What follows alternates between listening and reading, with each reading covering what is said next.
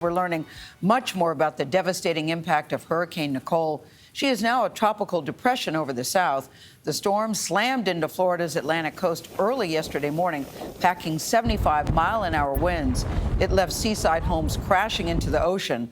The storm is now being blamed for at least 4 deaths. Elise Preston is in Daytona Beach, where there is major damage there. Elise, good morning to you. Gayle, good morning to you. The major storyline here in Volusia County is the effects of coastal erosion.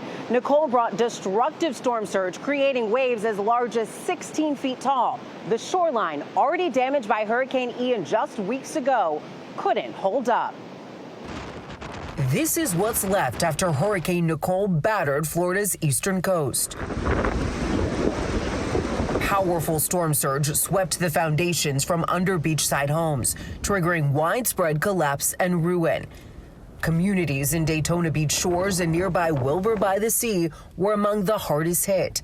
Residents like property manager Crystal Goodrich say living here wasn't always such a risk. We did not build as if we were going to be overlooking the ocean. This was not an area that has ever even flooded.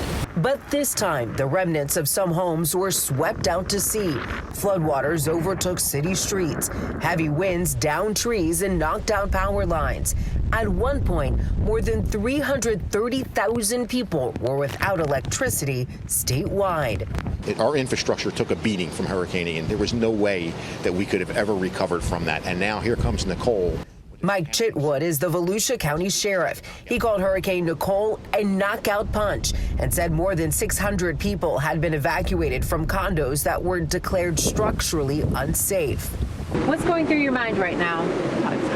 It's heartbreaking. Our town's in for some pretty hard times, I think. Marcy Dutton has lived in Daytona Beach off and on since the 1970s. She used to sell ice cream on the beach. We are a tourist town. That beach is our life, our lifeline. And when we no longer have that, it's going to affect the economy of this town. And officials have called this structural damage unprecedented. They fear even more buildings could collapse in the coming days. For that reason, the county sheriff has imposed a strict curfew. He did all day yesterday and through the night. It expired at 7 this morning. Nate? Elise, thank you.